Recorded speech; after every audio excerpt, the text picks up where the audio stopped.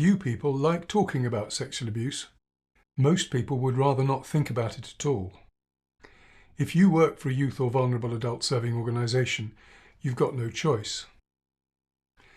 If you work for a youth or vulnerable adult serving organisation, you've got no choice also when you think about sexual abuse to think about the fact that sexual abuse is currently rising, that all the costs of failing to prevent sexual abuse are also rising, some of them exponentially, and that the process that you're currently using to try to prevent sexual abuse, it's called the safe environment, and it's the process that almost every youth and vulnerable adult serving organisation in the country uses, was designed to protect children.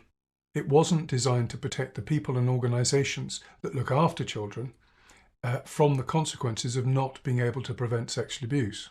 So it doesn't. So you're using a system to try to prevent sexual abuse that doesn't prevent sexual abuse from rising. The costs of failing to prevent sexual abuse are also rising, some of them exponentially, and you have no protection from those rising costs. Turning to each of those elements in turn, it may not, strictly speaking, be sexual abuse itself that's rising, although nobody believes that to be the case.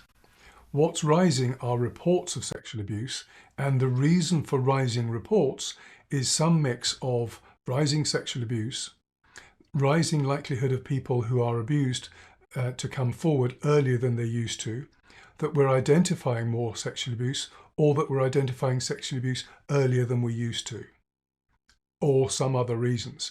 Unfortunately, the data isn't available to explain that, but to a youth serving organisation, you're having to deal with sexual abuse more often than you've had to in the past. In the case of adult-on-child sexual abuse, you're having to deal with it twice as often as you would have done 10 years ago. And for child-on-child sexual abuse, that number's five times more likely to have to deal with child-on-child sexual abuse than you would have had to 10 years ago. Turning to the costs of not being able to prevent sexual abuse, some of these are rising exponentially. There's the disruption that's caused when sexual abuse is alleged to organisational activities and personal lives. What's changed there is the length of time that the disruption can last. A criminal investigation could last up to 2 years, followed by a civil action which could last up to 5 years. Both of those lengths of time are the outer edges of how long they're likely to last, but they could last that long. So where in the past an investigation into sexual abuse would have been a relatively secretive affair and have been concluded as quickly as possible, the investigation and subsequent consequences could last up to 7 years. Turning to the reputation cost of not being able to prevent sexual abuse, in the past, almost always, an NDA would be in place to protect everybody other than the perpetrator who was involved in the sexual abuse. Today, an NDA is vanishingly unlikely, and so everybody who is involved with the sexual abuse incident at the organisation and who is accused of not doing enough to prevent or to protect the children in their care will have their names publicly disclosed. There are the legal consequences as well. There are potential criminal sanctions as a result of not doing enough to protect children, as well as the civil liabilities that may follow in the event that that negligence is found against the organisation. Turning to the financial consequences, there can be an immediate impact on revenue because the organisation has been associated with sexual abuse. There are then the financial legal implications, and there where the exponential rise has taken place. 10 years ago, a large sexual abuse settlement would have been $2 million. 3 months ago in New Mexico, a jury awarded a girl $485 million for sexual abuse she suffered in 2017. The last form of financial cost is the long-term impact on revenues as a result of an organisation's handling of sexual abuse.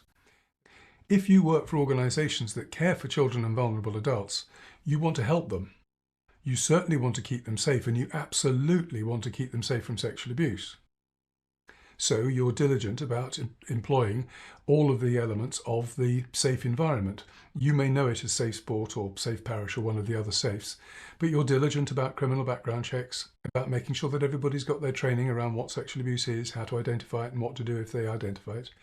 And you've got policies around making sure that adults and children are not alone together. And yet, although you've never had a sexual abuse problem, you keep seeing headlines of other organisations that have also never had sexual abuse problems that suddenly have got sexual abuse problems. So you have to wonder, are you doing enough to keep children safe? And of course, parents, carers, guardians, and your entire community are wondering the same thing to different levels, and they're worrying it in different ways, but they're all worrying and wondering, is this school, this church, this sports club doing enough to keep the children in its care safe? You explain to them what you're doing as far as the safe environment is concerned, and they ask the obvious follow-up question. Okay, so what are you doing that's different to all the other organisations where sexual abuse happens? And you have to admit that, well, actually all of us are using much the same process. And so they then say, well, given that sexual abuse hasn't been eliminated, and I assume we're trying to eliminate it, what's changed about the way you try to protect our children over the course of, say, the last 5 years? Presumably there have been constant improvements. And then you have to admit that actually the safe environment, which was first introduced in 2002, hasn't broadly changed at all since it was first introduced. That's a really difficult conversation to have. Sexual abuse is rising. You're using the same approach as everybody else, and the approach that everyone's using hasn't changed in over 20 years. How about instead that you could address the question, what are you doing to keep our children safe, as follows? We have investigated every aspect of our organisation, and we've identified, we think, all of the ways in which all of the children in our care could potentially be at risk of sexual abuse. We've also devised controls that ensure that all of the vulnerabilities are addressed. We've identified both the controls and the vulnerabilities by accessing the sexual abuse risk body of knowledge, a body of knowledge about everything that's known about sexual abuse risk and how to manage it. We've also created a system based on risk management best practice that ensures that our controls are actually used, that they're producing the results that we intended when we first implemented them, and that when they need to adapt because our organisation changes or the vulnerabilities change, the controls also adapt. We also ensure that we are continuously improving our child protection by checking with the sexual abuse risk body of knowledge constantly to see how we can improve what we're doing. And on that note, we'd like to share with you our assessment so that you can see what vulnerabilities we've identified and you can tell us, are there other vulnerabilities we've missed? Are there better or more controls that we could be putting in place to make sure we address all the vulnerabilities? And we'll show you how our system works. We'll show you that we're doing everything we can to make sure that those controls actually work, and when they need adapting, they get adapted. Imagine the confidence that the parents you've just given that response to now have when you say you are committed to protecting their children as well as you can. They're going to believe you, and they're also going to be able to see it for themselves.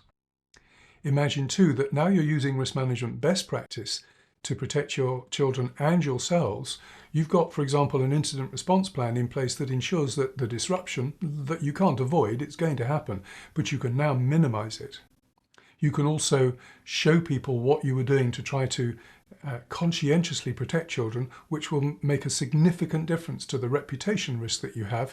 And if you have to go to court, it will ensure that you have robust defence against the negligence allegations that attorneys will make against you. What more could you have done than sit down and identify all the vulnerabilities, introduce controls well beyond the safe environment that ensure that you're addressing every vulnerability, and you have a system that you've documented that ensures that you've used the system, you've used the controls consistently.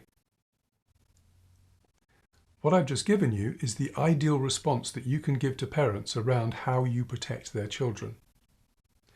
And that's what BOKRIM does. We enable you to be able to give that response credibly. We guide you through the process of assessing your risk. We show you the process that you'll go through to choose the controls that address each risk, and we provide you with the tools that enable you to record your using those controls, adapting those controls, constantly improving those controls. We've helped hundreds of organisations through that process. Where traditionally risk management best practice takes months or even years to implement, we can get you through this process between 7 and 30 days. We can do it because we provide you with training before you start the process. We teach you what risk management best practice is all about and how you do it. We also provide you with an application that provides you with a step-by-step guide through the entire process of assessing your risk and then of customizing a system to make sure that you check that the controls address all your vulnerabilities and that you keep using them. I'd like you to say that you're so impressed with everything I've said that you'll sign up for BOKRIM immediately, but realistically I accept that that's not going to happen. BOKRIM is something new and you need to think about it. You'll need to go away and consider if it's right for you. To help you with that, I'd like you to download a copy of our 10-step guide to implementing a sexual abuse risk-aware culture. A sexual abuse risk-aware culture is the ultimate objective of implementing risk management best practices for sexual abuse, and it's the single most valuable thing you can do to keep the children and vulnerable adults in your care as safe as possible.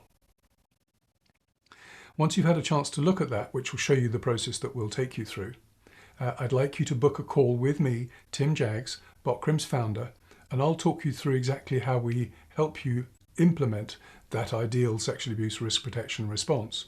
And I'll also answer all of your questions about BOKRIM and how we'll help you. Please call me as soon as you're ready to call me. We limit the number of organisations that are going through the initial assessment and customization phase so that we can make sure that you are successful when you implement the system, and we can devote enough time to help you to do that. We make ourselves available for Zoom calls whenever you need them. We're always at the end of the phone. You can email us at any time. You can message us, text us, or WhatsApp. We're always going to be available to answer any questions you have. If you choose to, we can also provide you with a direct facilitation service where we will facilitate the conversations that you'll have internally to identify your vulnerabilities and choose your controls. I hope that's been a helpful introduction and you now understand clearly what BOKRIM does and what BOKRIM can do for you. Please call me as soon as you can. I'm standing by to talk.